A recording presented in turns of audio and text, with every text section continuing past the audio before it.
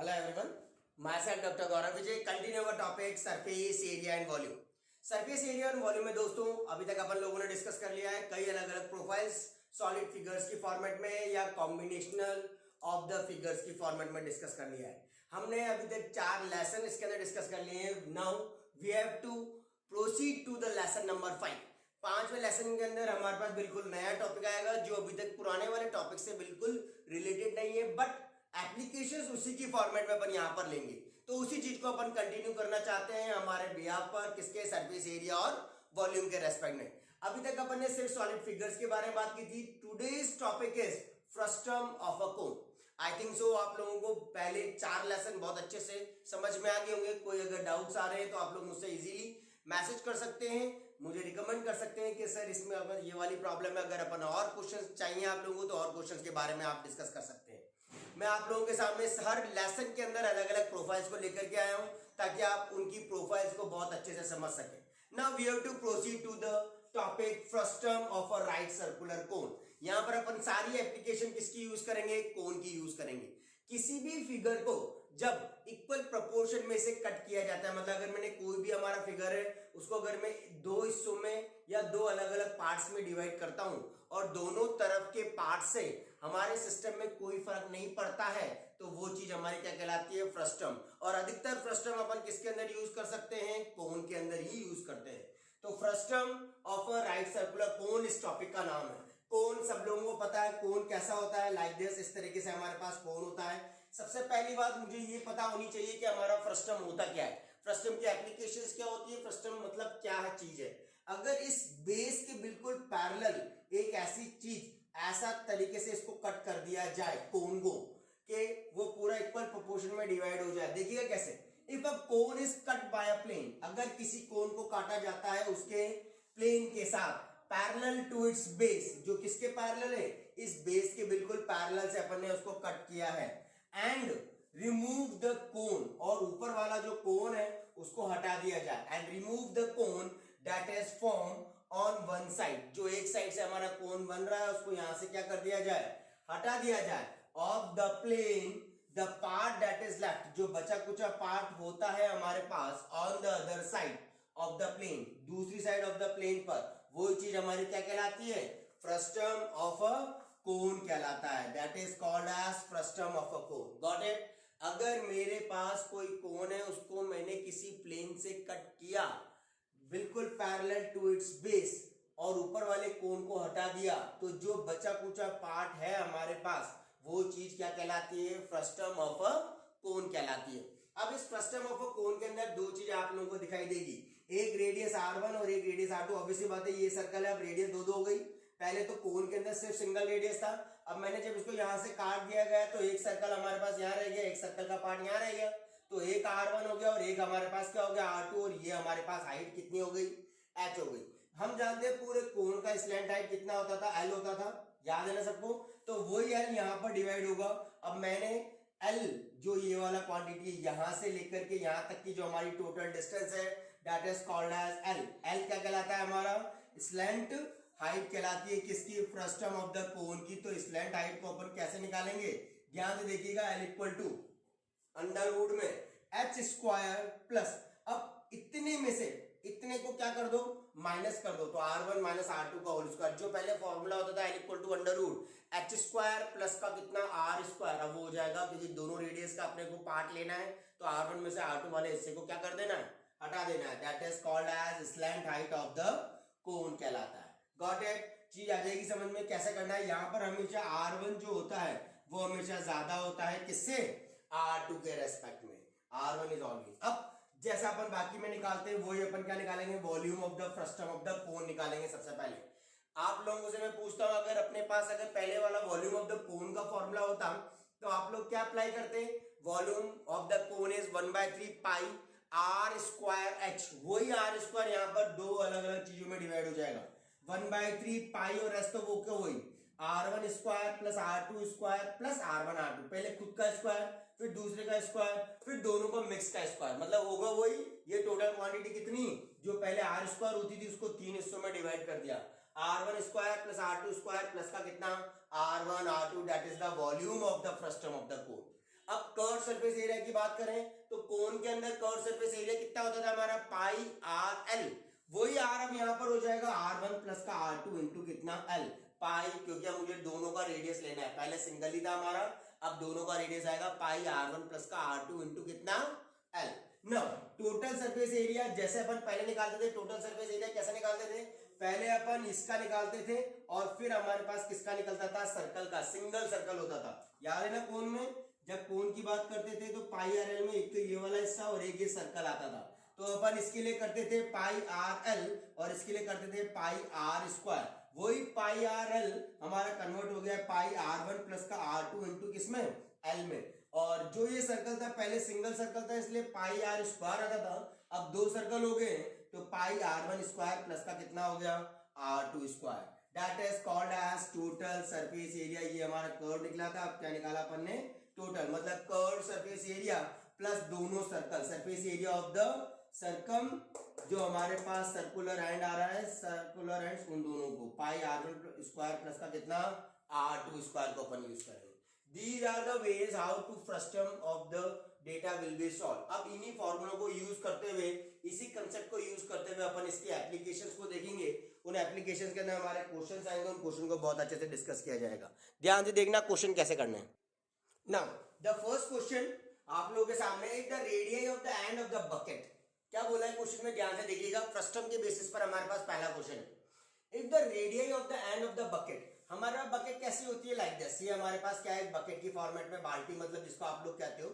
If the radius of the end of the bucket are 15 centimetre and 5 centimetre, ये हमारे पास है 15 centimetre और ये हमारे पास है कितना 5 सेंटीमीटर, ये हमारे पास क्या हो गई, इसकी हाइट हो गई हमारे पास, जो हमारे पास एच की फॉर्मेट में यहाँ पर हाइट है, इसको बोल देते हैं से R1, इसको बोल देते हैं से हमारे पास कितना है R2, and whose height is 30 centimetre, height कितना दे रखा है मुझे 30 सेंटीमीटर, मुझे हाइट हमारे पास क्या है गिवन है। फाइंड द कैपेसिटी, कैपेसिटी मतलब होता है क्या, वॉल्यूम, यानी capacity of frustum of a bucket, कह दो बकेट है, यहाँ पर बकेट किसकी फॉर्मेट में है, फ्रस्टम की फॉर्मेट में, formula 1/3 pi H R1 square plus का R2 स्क्वायर प्लस का कितना R1 R2, 1/3 pi are square H होता था, तो 1/3 pi H R1 square plus R2 square plus का कितना R1 R2, तो 1/3 पाई की वैल्यू पुट कर दी 3.14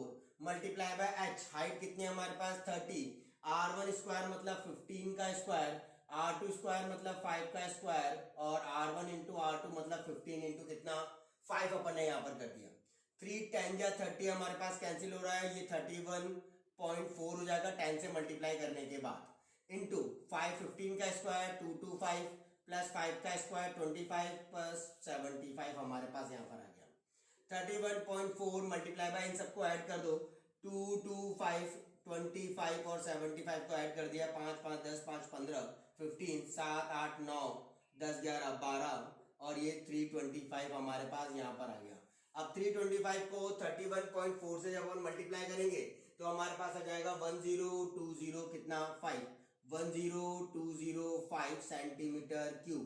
हमारे पास क्या आ गया, कैपेसिटी आ गई, किसकी किसकी कैपेसिटी आ गई, बकेट की कैपेसिटी अपन ने यहाँ पर डिटरमाइन कर दी ना। अब मुझसे अगला क्या पूछा है, सरफेस एरिया पूछा है। What is the formula of surface area of a frustum, surface area frustum का होता है हमारे पास पाई R1 प्लस का R2 इंटू कितना L, पाई RL, तो R1 प्लस का R2 इंटू L प्लस का पाई, फॉर्मूला कितना, एक सर्कुलर एंड के रेस्पेक्ट में सरफेस एरिया मुझे चाहिए, तो सर्कुलर एंड के रेस्पेक्ट में हमारे पास क्या आ जाएगा सरफेस एरिया, ध्यान से देख करके बोलिए, पाई एरिया ऑफ द किसका लेना है, सिर्फ बेस का हिस्सा लेंगे क्योंकि ऊपर का तो आएगा नहीं, तो पाई R2 का क्या हो जाएगा स्क्वायर, पाई R1 प्लस का R2, पाई की वैल्यू 3.14, R1 कितना है हमारा 15 और R2 कितना है मेरा 5, L की वैल्यू, L तो गिवन है नहीं तो L निकाल लेंगे अपन, L equals to under root में H square plus R1 minus R2 का क्या कर देना है होल स्क्वायर, H कितना है 30 का स्क्वायर अपन ने यहाँ कर दिया, R1 मतलब 15 माइनस 5 का स्क्वायर, तो 3 3 जा कितना 9 900 प्लस का ये कितना 10 है ना। 10 का स्क्वायर कितना 100 आ जाएगा, तो ये हमारे पास हो गया अंडर रूट में कितना 1000। 1000 को अपन लिख सकते हैं tan रूट 10 लिख सकता हूं, तो tan रूट 10 हमारे पास आ जाएगा 31.62 centimetre. That is the value of कितना L, यहाँ प्लेस कर देंगे 31.62 plus again 3.14 R2 square. R2 कौन है यहाँ पर 5, क्योंकि सिर्फ बेस का लेना है, बाल्टी का सिर्फ बेस लेंगे, ऊपर का तो लेंगे, सरफेस एरिया पूछा है। बस अब इसको सिंप्लीफाइड कर लेंगे 3.14 multiply by 20 multiply by 31.62 plus 3.14 multiply by 5 सा कितना 25 हमारे पास यहाँ आ जाएगा। अब जब अपन इसको सॉल्व कर लेंगे पूरा, इसको मल्टीप्लाई कर लेंगे, हमारे पास आ जाएगा 1985.74 प्लस 3.14 को 25 4 178 पॉइंट कितना आ जाएगा हमारे पास 5 आ जाएगा। अब इन दोनों को मुझे सिंपल ऐड करना है, 2064.24 centimetre square, that is the surface area of the frustum of the कोन। देखिएगा सर फॉर्मूला लगाना है, फॉर्मूले के अकॉर्डिंग जो जो चीजें मुझे दिक्कत दे रही है उन चीजों को अपने को सॉल्व करना है and we get the results. ध्यान से इस क्वेश्चन को देख लीजिए, फिर अपन आगे बढ़ते हैं नेक्स्ट क्वेश्चन के ऊपर। नाउ द नेक्स्ट क्वेश्चन, ध्यान से देखिएगा, अगला क्वेश्चन बहुत इजी है। The slant height of the frustum of the cone, slant height दे रखी है मुझे फ्रस्टम ऑफ द कोन की। Slant height of the frustum of the cone is 4 centimetre. Slant height कितना होता है L, 4 सेंटीमीटर गिवन है। And the perimeter of its circular end, perimeter उसके सर्कुलर एंड का, मतलब एक सर्कुलर एंड हमारे पास ऊपर होता है और एक सर्कुलर एंड हमारे पास कहाँ होता है, नीचे की तरफ होता है। ऊपर का पेरीमीटर और नीचे का पेरीमीटर दे रखा है ताकि अपन उसमें से R1 निकाल लें और क्या निकाल लें, R2 निकाल लें। तो पहला पेरीमीटर मुझे गिवन है कितना 18 सेंटीमीटर और दूसरा पेरीमीटर मुझे गिवन है कितना 6 सेंटीमीटर। पेरीमीटर मतलब सरकमफ्रेंस मुझे गिवन है। अब पेरीमीटर सरकमफ्रेंस कितना होता है सर्कल का, 2 पाई R1 इक्वल टू 18 और 2 पाई R2 इक्वल टू कितना 6। R1 की वैल्यू अगर अपन निकालना चाहे तो 18/2 पाई, पाई की वैल्यू 22/7। अगर सेम R2 अपन निकालना चाहे 6/2 पाई की वैल्यू 22 कितना 7 अपन कर सकते हैं। 2 9 हमारे पास क्या आ जाएगा 18, हमारे पास ये चीज आ जाएगी, इसको अपन को यूज करना है और काम में लेना है। तो R1 और R2 हमारे निकल जाएंगे आराम से। 2 9 18 अपन ने कट कर दिया, 7 9 63 करके ऊपर चल जाएगा, अपॉन में कितना 22, that is the R1। Similarly अगर मुझे R2 निकालना है तो 2 3 6 कट गया, 7 3 21 ऊपर और 22 कहाँ आ जाएगा नीचे। ये R1 आ गया 63/22 सेंटीमीटर, ये हमारे पास R2 आ गया 21.22 सेंटीमीटर। अब मुझसे पूछा गया था वहां पर आ जाओ, find the curve surface area of the frustum. मुझे कर्व सरफेस एरिया निकालना है ऑफ किसका, फ्रस्टम का कर्व सरफेस एरिया निकालना है। What is the formula of frustum, pi R1 plus का R2 मल्टीप्लाई बाय कितना L, हमारे पास क्या होता है फ्रस्टम, पाई की वैल्यू वही 22/7, R1 कितना है हमारे पास 63/22 प्लस ये आ गया 21 कितना 22 मल्टीप्लाई बाय L। L हमारे पास क्वेश्चन में गिवन है कितना 4, अपन प्लेस कर देंगे, ये कितना आ जाएगा हमारे पास L आ जाएगा, L गिवन था, यानी 22 कितना 7, 22 एलसीएम ले लेंगे इन दोनों का, तो नीचे तो कितना 22, ऊपर दोनों को ऐड कर दो 6 7 8, 3 और 1 कितना 4, 84 मल्टीप्लाई बाय कितना 4, 2 से 2 2 4, 2 1 11 टाइम्स, 7 से 7 1 7 और 7 2 कितना 14 हमारे पास, 11 2 कितना 22, तो 2 multiply by 12 multiply by 2, 12 2 24 multiply by 2, 24 2 कितना आ गया 48 सेंटीमीटर स्क्वायर। हमारे पास क्या आ जाएगा कर्व सरफेस एरिया आ जाएगा किसका, फ्रस्टम का। देखिएगा बहुत इजी था, सिर्फ नई चीज पेरीमीटर्स गिवन थे, उस पेरीमीटर्स के रेस्पेक्ट में अपन ने एप्लीकेशन को डिस्कस कर लिया, R1 R2 निकाल लिया and we get the result. Now the next question, ध्यान से देखिएगा, सिर्फ क्वेश्चन की प्रोफाइल थोड़ी सी बदली, कुछ ज्यादा चेंजेस वगैरह कुछ भी नहीं है इसके अंदर, नॉर्मल क्वेश्चन है। अ face the cap use by the Turks, जो तुर्क अपनी टोपी यूज करते थे ऊपर के सर के ऊपर पहनने के लिए, उसको अपन क्या कहते हैं, फैस कहते हैं।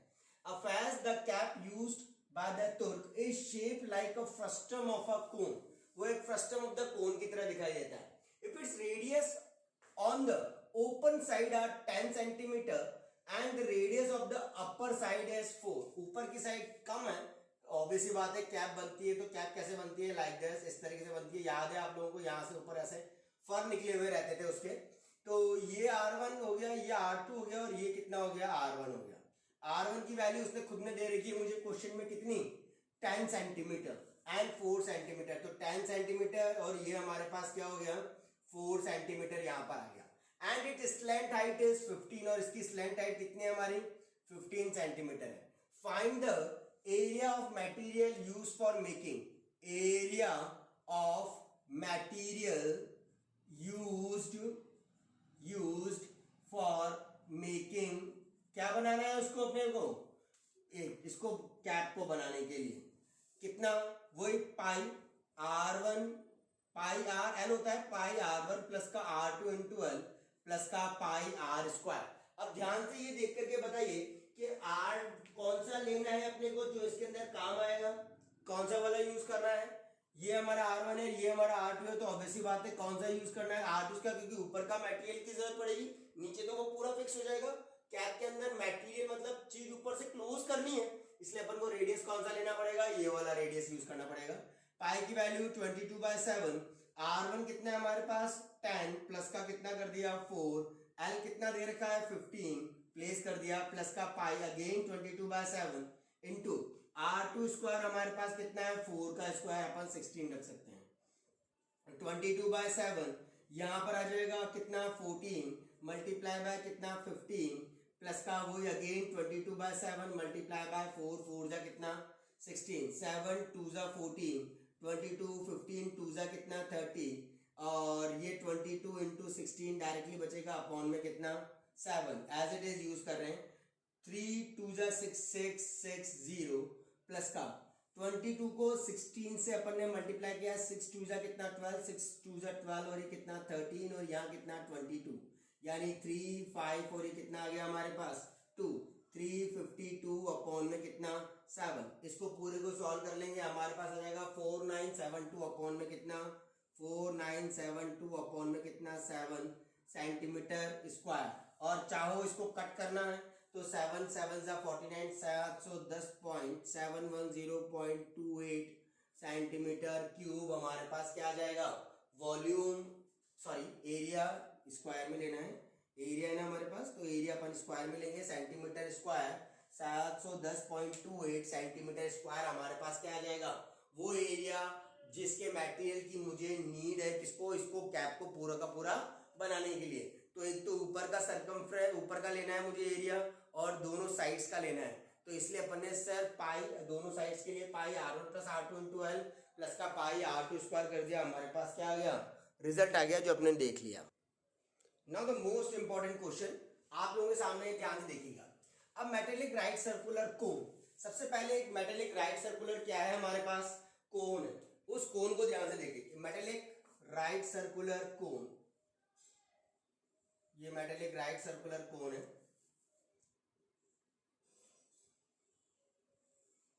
अब मेटेलिक राइट सर्कुलर कोन 20 सेंटीमीटर हाइट, इसकी हाइट कितनी है हमारे पास टोटल, यहां से यहां तक का ये h है हमारे पास कितना 20 सेंटीमीटर हाइट, ये 20 सेंटीमीटर है. And whose vertical angle is 60 degree, इसका वर्टिकल एंगल कितना है हमारा टोटल 60 डिग्री, इसका वर्टिकल एंगल दे रखा है. वर्टिकल एंगल मतलब जो ऊपर से बना रहा है वो एंगल.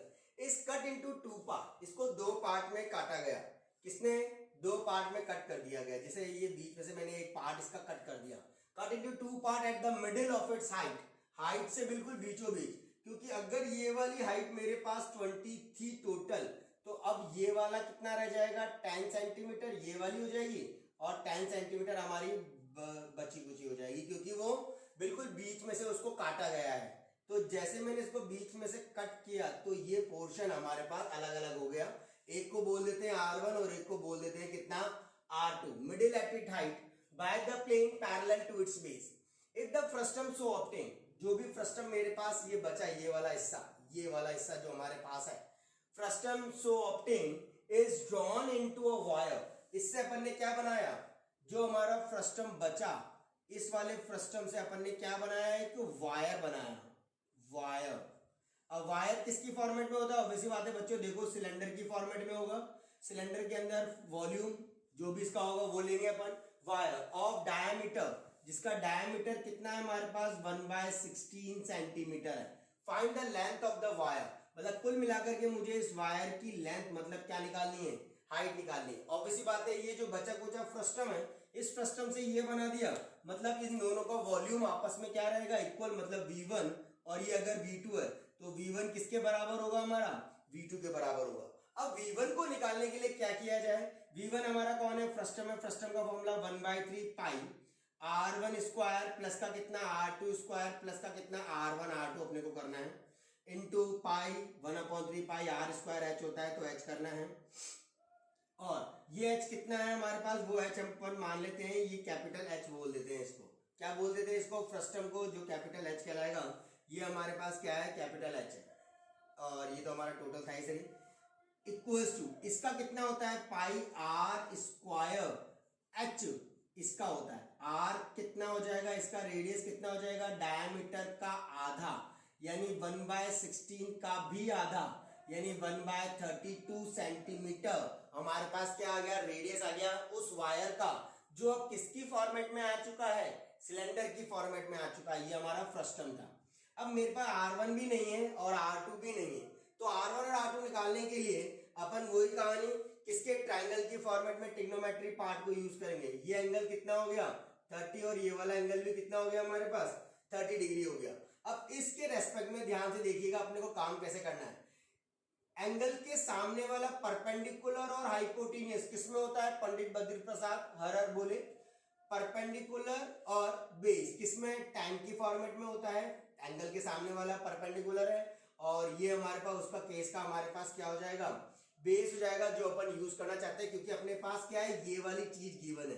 कौन सी, ये वाली हाइट कितनी है 10 सेंटीमीटर। तो सबसे पहले जैसे इसको ट्राइंगल बोल देता हूं ABC और ये D और यहां पर कितना हो गया E। इन ट्राइंगल ABC वाले ट्राइंगल में tan 30 degree equal to perpendicular upon में कितना base. What is perpendicular, R2 जो अपने को चाहिए, और व्हाट इज बेस हियर जो अपने पास गिवन है कितना 10 सेंटीमीटर। यानी अगर मैं R2 की वैल्यू निकालूंगा तो कितनी आ जाएगी, 10 इंटू 1030 कितना 1 कितना √3 हमारे पास आ जाएगा। आएगा या नहीं, तो वो अपन ने क्या कर लिया, पूरा का पूरा यूज कर लिया इन ट्राइंगल ABC के अंदर।